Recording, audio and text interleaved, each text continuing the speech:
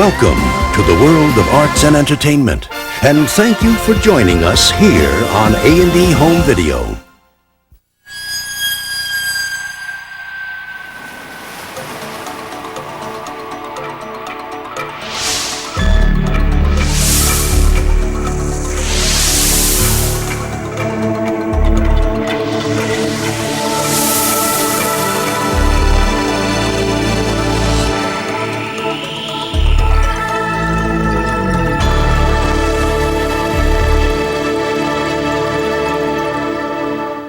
Hello, I'm Jack Perkins, and this is Time Machine.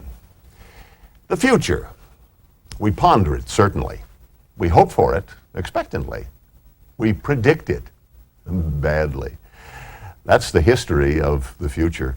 We constantly get it wrong, or we're years off, or we don't project social change into the picture. Maybe it's because it's a hard job figuring out tomorrow when we're having such a time with today. Maybe it's because it's impossible. Whatever the reasons, the future is fascinating to consider, and that is what we shall do as Time Machine takes us to the future that never happened.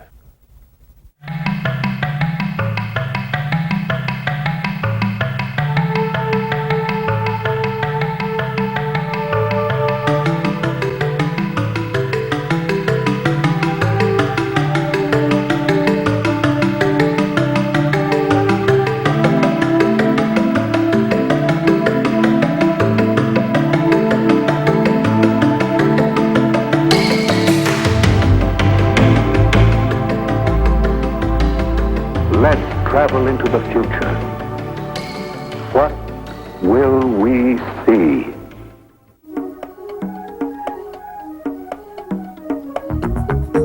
Inventions, predictions abound, all promising one thing, an easier life.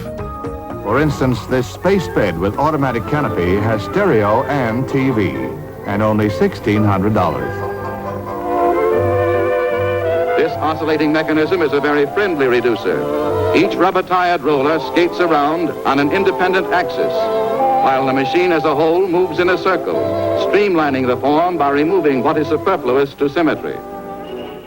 Air conditioning was the coming industry, and this inventor in Arizona was right on the bandwagon with his air-conditioned suit. The invention was simplicity itself, I guess. He had bellows on each foot, with tubes under his hat and in either sleeve. You just walk and voila, poof! As usual, predictions were pretty well erroneous. You've got to remember that during the 1930s, people got more interested in physical sciences because they looked upon those sciences as our potential savior. Living in a depression, they were sure that a new machine, a new gadget, a new concept in construction would come along and provide all of these jobs and provide access to a world that they could not afford to even dream of living in under those circumstances. And I think they looked upon science as the messiah and the machine as the great manna from heaven that would descend upon all of them. This newest of gadgets is a fever-making reducer, and this St. George expert who gives the treatments is a physician who knows to what degree, up to 106, he can safely turn on the heat. This practical and profitable pancake producer possesses the beauty and fascination of a mechanical game. The flapjacks complete the circuit of the machine at the rate of 500 per batch of dough, and that's a good average for any batter. The important part of surf fishing is heaving the lead far enough from shore to hook the fish in their usual lair. The new catapult casting machine does the trick like an expert. Simply place the sinker in the spoon-shaped propeller, pull the trigger, and away she goes.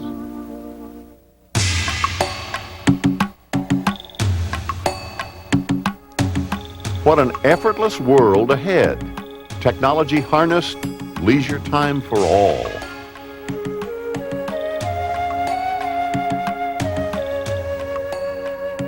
There would be equality of income. Everybody would be given a credit card at the beginning of the year, and they would spend up to the limit of their credit each year. the high-tech home with living in the smart home with Robbie the robot around, which is the middle-class fantasy of having that robot there to do all those nasty household chores like the dishes and sweeping the rugs and all that sort of thing. Domestic problems are completely solved. Well, thank you very much. That's perfectly all right. And if there's anything else you want to know about your robot, don't hesitate to give us a ring. Good day.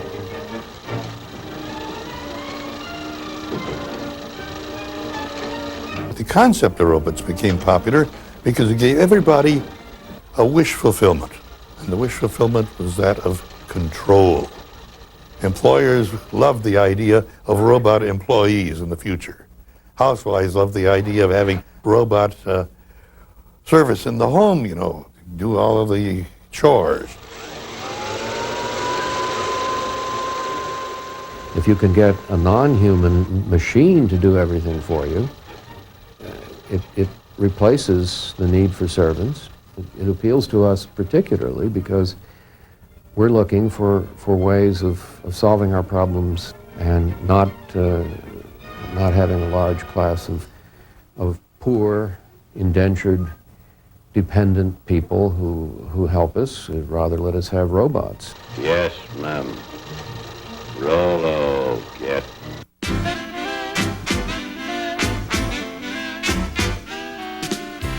This would be the life, a virtual utopia, free of drudgery, complications, and problems.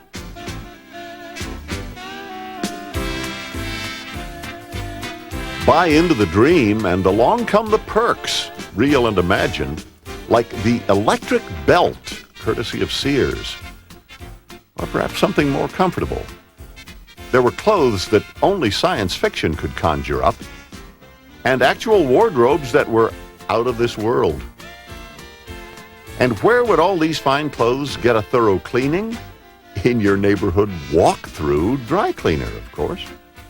Just walk right into the dry cleaners, take your turn in line, and then step into the tank.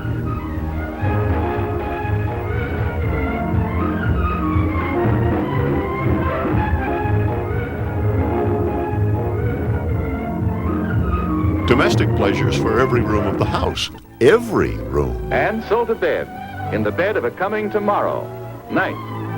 A bed for dreams, but by the pressure of a button, it becomes a bed for relaxing reading in a proper reading posture under an ideal light. Adjusted now for sleep, you'd think the bed also was through for the night, wouldn't you?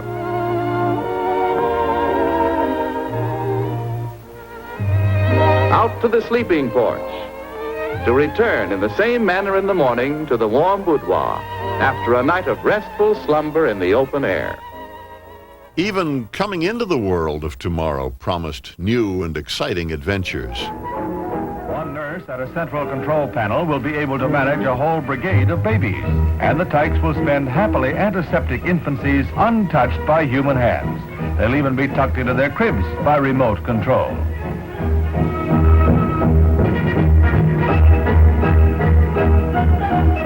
Bringing up baby by push button, a grandiose conception indeed. But there's one flaw apparent in this brave new world. After the bottle, how are they going to burp him? Futurists had an eye on the woman of the house. Alluring, demure, sensual. A Stepford wife pictured in a Levittown life. And all the women are notable because they are obviously secondary to the men in wherever you visit. The futurists, even as future thinkers, are kind of present time bound in some cases. And I think they bought into the government propaganda of the time that the women had to go home and raise families, restore the nation, and get out of the workplace. I guess we had to recover from the Second World War. There was a tremendous, desire to get back to normal, which is very understandable. I think they were promising us that we would get married, have babies, and live happily ever after. We bought into the idea that you could be fulfilled through creature comfort alone. We can have an even higher standard of living in the future by increasing our productivity. which will mean more and better products for all. Persons of color were disenfranchised and not encouraged to participate in the labor force. The same was true with women. The role of woman was to be homemaker, bearer of children, and supporter of the breadwinner. Monsanto's House of the Future is open to the public at Disneyland. The four-wing plastic shell makes a snug and solid 5-room dwelling designed for a family of 4. And coincidentally, it's a fairly typical family of 4 that gets first look. A family food center to store atomically irradiated food.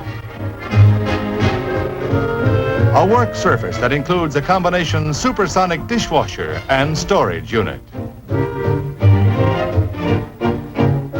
The kids' bathroom has a wash basin that adjusts to fit the height of the growing child. Throughout, the emphasis is on new uses of plastics in every area of family living, pioneering the use of features that may be standard in 10 years or so. A look at the future. Looks good, eh? At the touch of a dainty toe, a trapdoor scale drops into place. Usually out of sight, but seldom out of mind, the disappearing scale is bound to be popular with women who weigh themselves in secret, for it keeps the body budget balanced at a healthy and presentable figure. Contradictions. On one hand, great optimism. Some suggested the future would be loaded with push-button homes leading to fairy tale lives. But the prevailing view was far different. The city of the future, we were warned, would be an ominous, sinister place.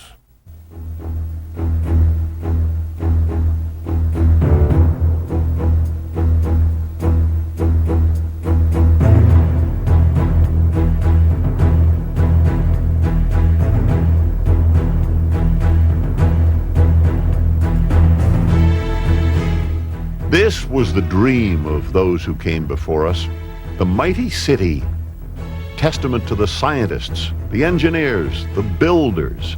Move to the city, they said. The city of tomorrow will solve all our problems.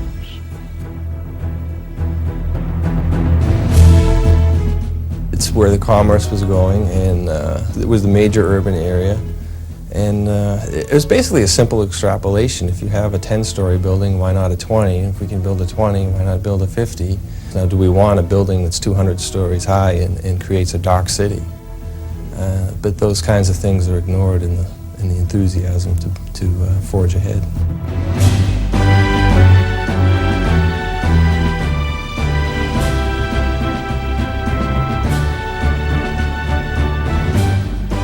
The pace of technology accelerated. The city of the future, as seen in the 1920s, was fueled by oil, but it was choking on its own excesses. As the visionaries focused more on the future, the great metropolis was beginning to look more like a great mess. Everyone on the surface would have a very exciting, stimulating life, and they would be the upper class. They would be the owners of capital.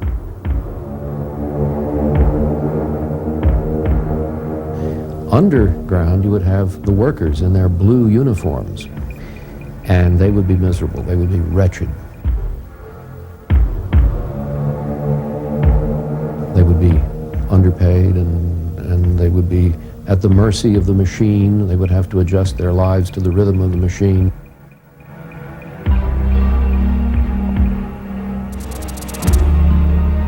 Nobody had thought at that time that possibly automation would mean there wouldn't be any need for manual workers anymore. And at that time, it was thought that every machine would naturally have to have a tender.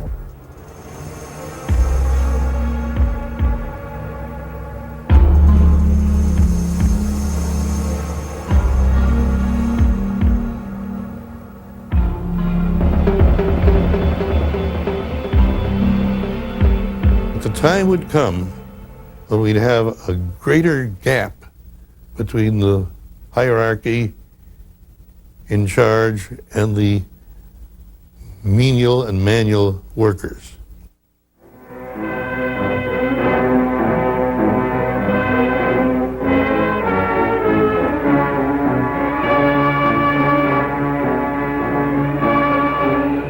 Underground cities. If the air was too polluted and the cities were overcrowded, then perhaps subterranean living was the shape of things to come. They built houses like that in the old days. Why? They'd no light inside their cities as we have, so they had to stick them up into the daylight. What there was of it. They'd no properly mixed and conditioned air. Everybody lived half out of doors. They had windows of brittle glass. The age of windows lasted 4 centuries. I think that underground cities were popular in the period between the two world wars because so many people during the First World War had become aware of the terrible power of bombs, and that it affected them psychologically, to the point where they felt that there was security and safety below the surface of the earth, but they wanted something a little bit better than a shell hole to hide in. And as a result, the underground city became a staple of science fiction for about 20 years. It seems to me that obviously the juxtaposition of being underground as opposed to above ground is that you have the opportunity to control what's going to happen. You are master of the universe, and it's not just in terms of a physical sense, your living environment, but I think in terms of a behavioral sense too, because to get people to want to live underground, you have to be selective of who does and doesn't live underground. So you get to control the nature of the evolution of the society, whether that's from a race point of view or from a gender point of view. It's the notion of control, I think.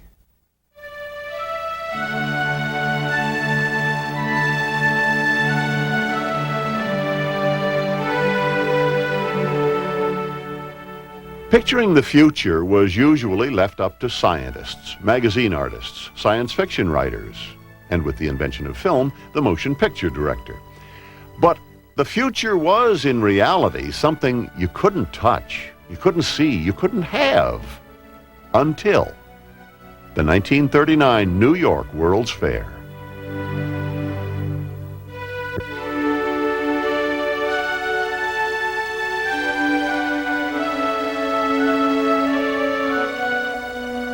We've just been 10, 15, 20 years out of World War I, and there's a lot of despair, and following that period, it's like, well, how can we look, what can we see positive? We need something to look forward to. And at that time, there was a lot of tension that this was going to happen all over again. So it's, in some sense, it's an escape from what was happening at the time, and the other was people need hope. It was a feast of the marvels to be produced by science and technology. A very, very, very exhilarating experience. I mean, I remember, as a boy, I went to it, and there was all kinds of wonderful things to see. I hereby dedicate the World's Fair of 1939. So many of the things forecast never came to, no one ever anticipated the problems of this incredible urban sprawl. There are no non-white faces to be seen anyplace. The rights of way have been so rooted as to displace outmoded business sections and undesirable slum areas whenever possible. In essence, African Americans and following them Latinos were second-class American citizens. So when you think America and project America, you certainly wouldn't project not the best, i.e. the second-class group. You would only focus on the real Americans. And I think that was the ethos, if you will, the focus of what we were about as a nation. And so we see some suggestion of the things to come. A world with a future in which all of us are tremendously interested, because that is where we are going to spend the best of our lives. An obsession. If ever there was an obsession among futurists of any age, it was this. Why can't we fly? It should be so easy. Well, through trial and error, the dream would eventually come true, but not without some high-minded ideas that never quite got off the ground.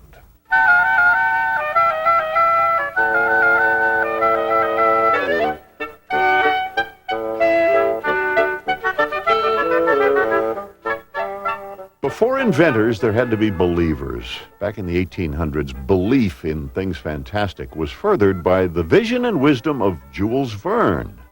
I see Verne as a writer of not science fiction, but technology fiction. His visions are more of great whiz-bang adventures involving super technologies.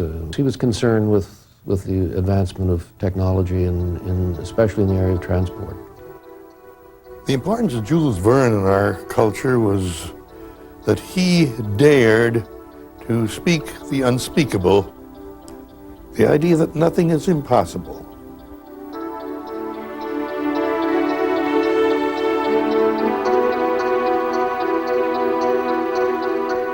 He rode around the world in 80 days.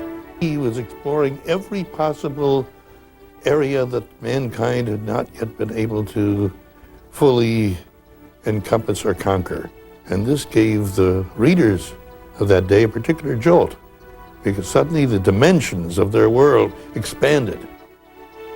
Verne wrote of majestic airships that could circle the globe in 80 days, and flying machines that would defy gravity itself.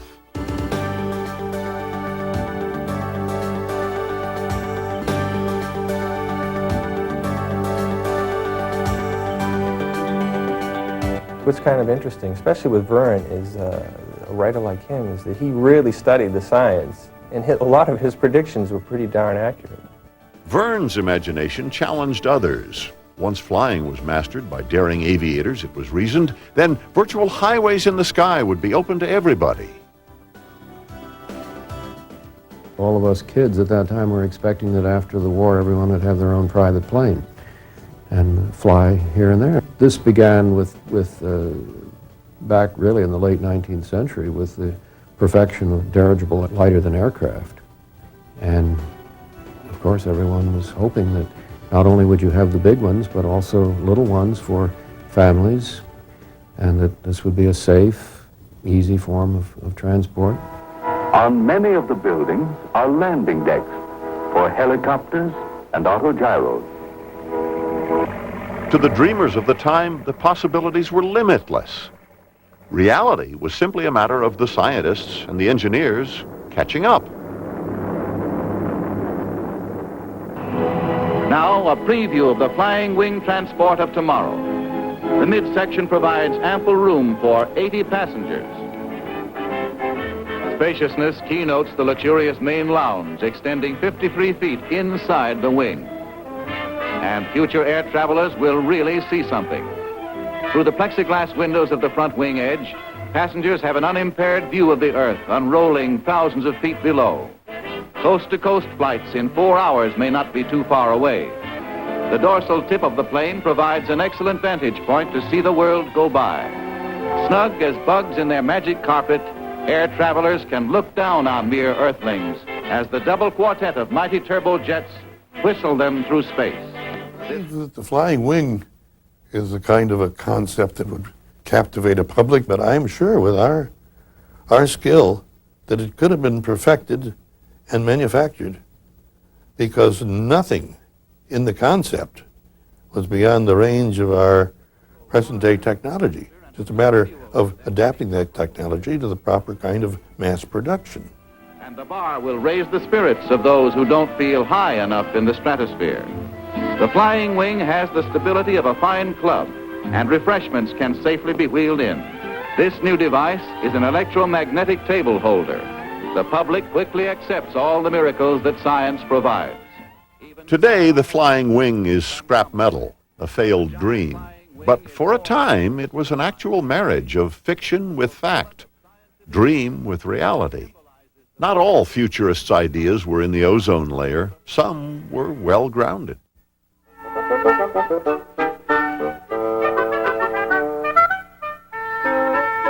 There are a lot of wild ideas about cars that can drive and fly and swim. I mean, technically it's possible, but obviously financially, economically, it's not possible to do that. There has always been a search for an amphibious automobile, and this inventor in Glendale, California, had one answer in his mobile boat. It proved efficient. Of course, that time, not many people could afford to have cars. And most people envision the future as everybody having 1 or 2 or 3 cars, which they do, instead of bicycles or horses and buggies. So that came true because cheap petroleum, mass production, and transportation.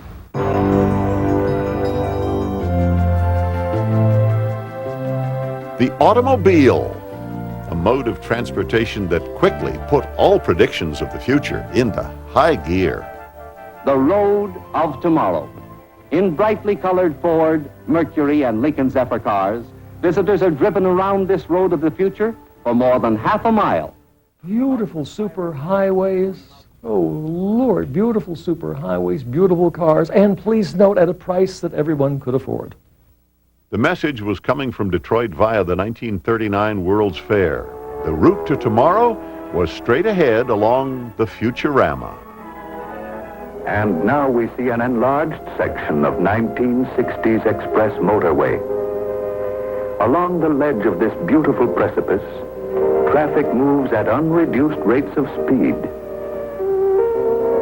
Safe distance between cars is maintained by automatic radio control.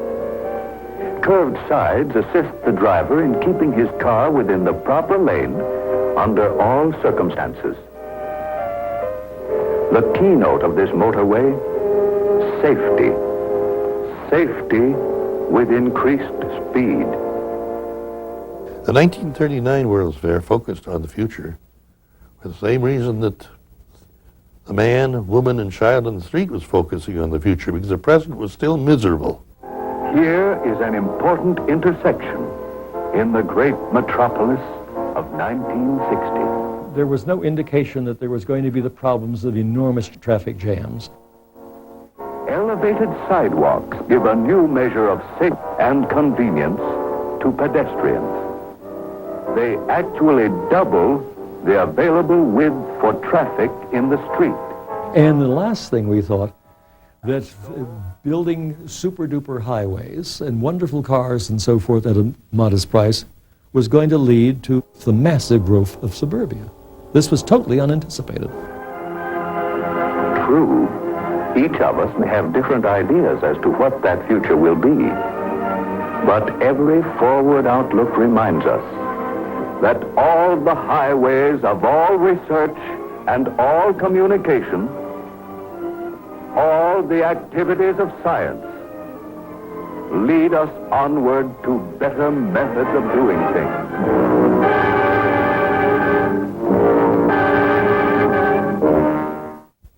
The history of civilization is, sadly, a history of war. For all time, for all people. Invariably, futurists write about war as part of tomorrow. Brutal, technological, inevitable.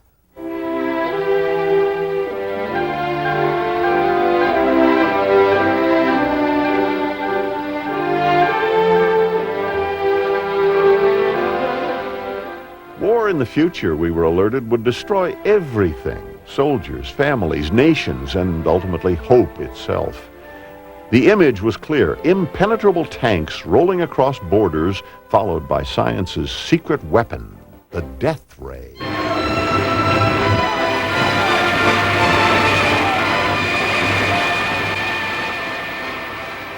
Of course, you had the death ray. By God, that's coming.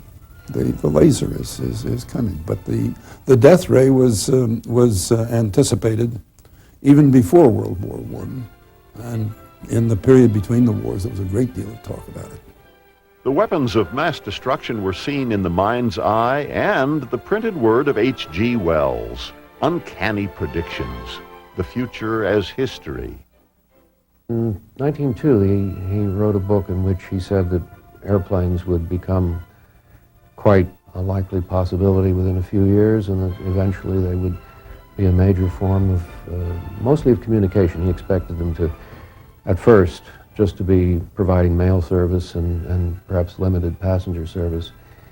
But in The War in the Air in 1908, he really understood that already, of course, aircraft were now in the air by this time. He understood that it would be possible to load up aircraft with bombs But Wells's war was a gigantic war of mass destruction in which the principal protagonists were Germany and the United States.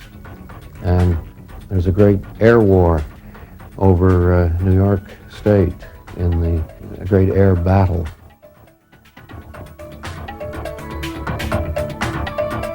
The world survived the real war that Wells had foretold. Would it be so lucky the second time? The historian thought otherwise in his most prophetic work, The Shape of Things to Come.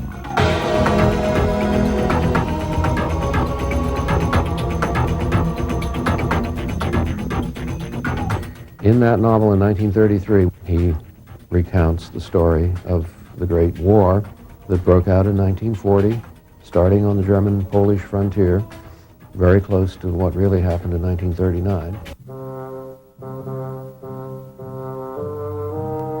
The war would last 40 years, according to Wells, and the outcome?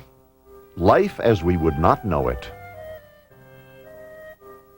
In the south of Iraq, a group of enlightened engineers and technocrats and airmen form the air dictatorship, and they have control of the air. They have a lot of planes at their disposal, and they impose a worldwide air dictatorship that brings, again, reason and light and order and science to humanity. They subdue the bullies and the strong men and impose their will, and out of it comes a great scientific utopia. For now, we have to put the world in order. It will be a long and complicated struggle, but we have the unity of a common order and a common knowledge. Wings over the world, and the new world begins. But he anticipated again and again in this novel and many others that a great war would come, that it would be fought in the air with super weapons, high explosives, even atomic bombs. In 1914 he predicted that.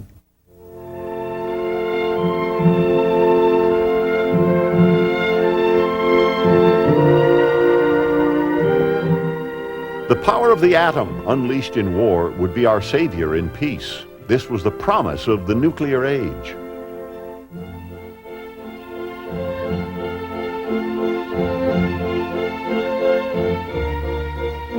Nuclear power would provide an infinite source of energy. Life would be wonderful. Those idyllic dreams were back in focus, all courtesy of our friend, the atom. This looks like a normal medical scene, but it isn't. It's atomic energy at work, as a blessing. And this looks like what it is, devastation due to an atomic blast. Must atomic energy lead only to destruction like this? Or can it be used as it is here, a blessing to mankind? The general outlook was that technology was good, and there was faith in the experts. And the prototypical example of that was nuclear power, which was promised in the 1950s when it was developed, that it was going to be abundant and cheap and safe. Here's another experiment with farm animals, with sheep. The sheep are eating cubes of food containing radioactive elements of various kinds. It doesn't harm the sheep, but it gives us a means of finding out how to build better lamb chops and mutton for the future. Healing or hurting? Medical uses aside, the Army had found its dream weapon. One government scenario suggested that all our field commanders had to do was provide troops with a little guidance. I have called this conference to announce allocations of atomic missiles to each Army for the next phase of our operation. The Army was doing its best in the 1950s and early 60s to try to develop a doctrine to use nuclear weapons. For the first time, our theater allocation is large enough. Nevertheless, our supply of atomic missiles is still relatively small, so it's imperative that we make the most of them. With your allocation goes a great responsibility. It is up to you, Army and Corps commanders, to select targets which will contribute materially to the accomplishment of this mission. Once you have done that, and have made absolutely certain that conventional weapons can't do the job, then use your atomic missiles, and use enough to ensure success. They had not thought through the fact as to how, once you employ the weapons, you continue to fight the war. But with the number of atomic missiles allotted us, there is little possibility of destroying the enemy's will to fight solely by the casualty-producing effect. And it finally became evident that you can't use nuclear weapons. In other words, you can use them, but you can't use them effectively. They just, either you use them lightly and you create all kinds of destruction, then how do you move over the area that you've destroyed? And if you use them, what is the enemy going to do? And what is going to be the result of the escalation that takes place? And the end result is apocalypse. One belief about the atom was paramount. This destructive power in the wrong hands could mean certain doom. And the wrong hands, clearly, were the Russians. The weapon that could incinerate the Earth in seconds fueled the Cold War for decades.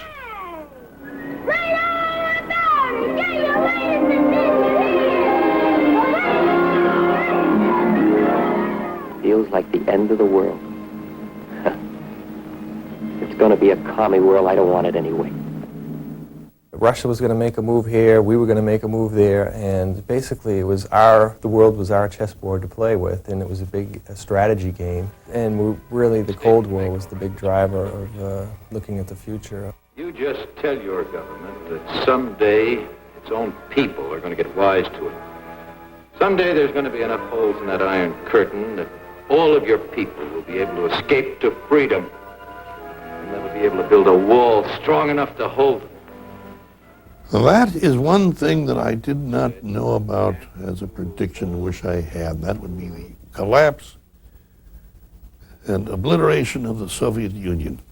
I don't think anybody felt that this was going to happen within the foreseeable future.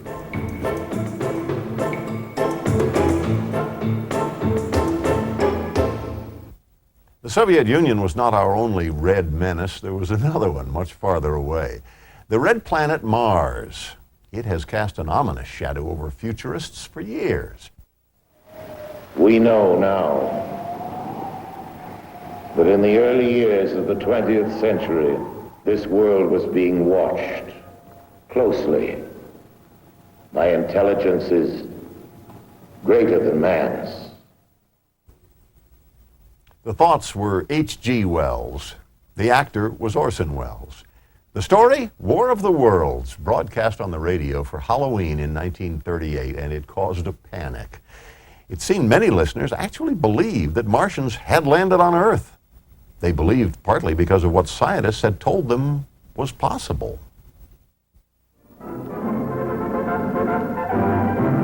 Professor Lowell, one of our eminent astronomers, believed that intelligent life exists on Mars. Knowing that there are water vapor and oxygen on the planet, and that these sustain life, he said that the canals were laid out by intelligent beings to irrigate the surface. Oh, those terrible Martians. The notion was so widely held, no wonder Orson Welles' broadcast had such impact. I'm extremely surprised to learn that a story which has become familiar to children through the medium of comic strips and many succeeding novels and adventure stories should have had such an immediate and profound effect upon radio listeners.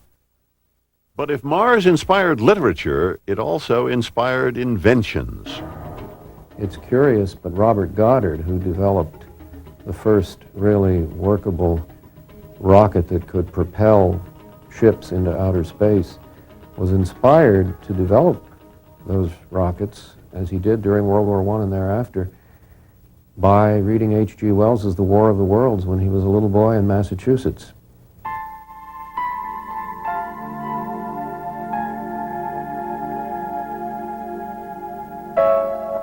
Closer to home, if not closer to the realm of possibility, was what mysteries a trip to the moon would reveal.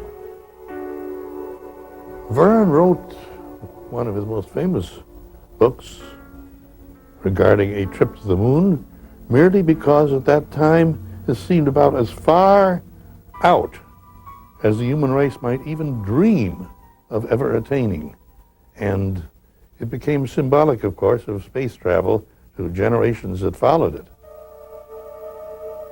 My own belief is that Jules Verne, who was noted for being somewhat tight-fisted and stingy with money, didn't dare think of a trip further than the moon because he thought that the ticket fare would be too high.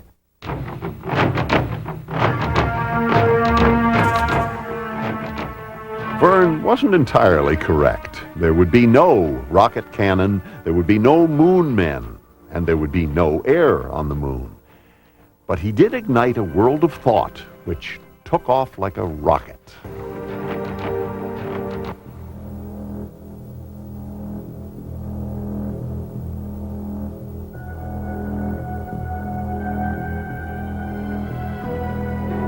Space has always been a haven for our dreams. It's impossible not to look at the stars and wonder. And this symbolizes the beginnings of the human conquest of space, which takes us away again from our petty concerns on the planet Earth. There's a great sense of adventure of being in a starship, going off, seeking out new life. And I think it also represents a family of better humans, humans that have evolved, humans that are free of a lot of the things that are troubling in the 20th century, working and living together in some degree of harmony. We're such little creatures. Poor humanity is so fragile, so weak. Little animals. Little animals. And if we're no more than animals, we must snatch each little scrap of happiness and live and suffer and pass, mattering no more than all the other animals do or have done. It is this or that. All the universe or nothing. Which shall it be, husband? Which shall it be?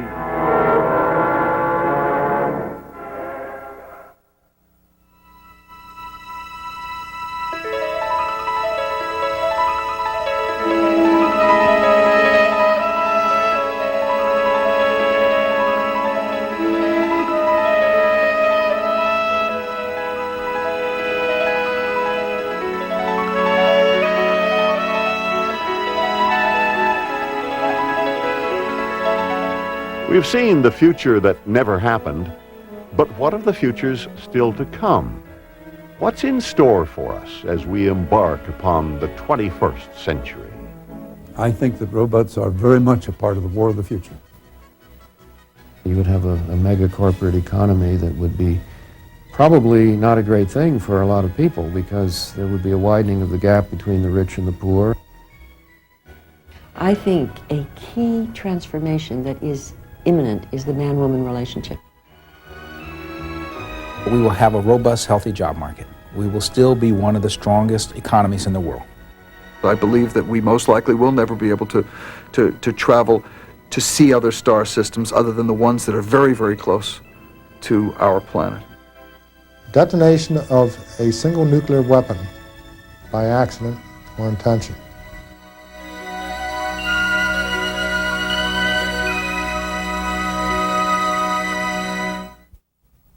Predictions. Will we see our worst fears realized, or will the future evolve as a natural extension of today? Now, you take away all the gadgets and inventions, space colonies and underground cities, and we're left with a world of people who will have to learn to get along. I predict tomorrow will be like today, a little later.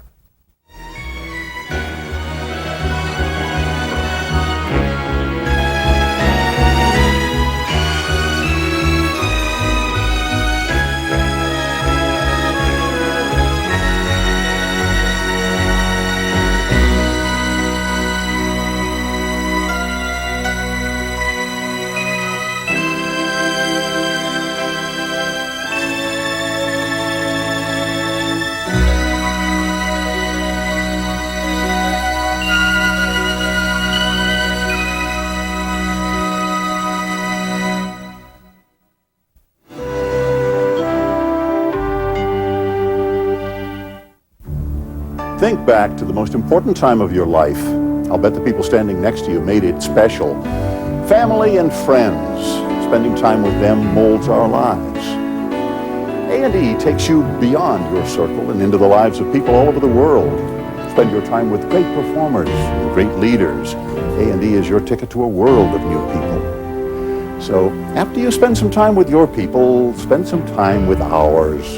It's time well spent.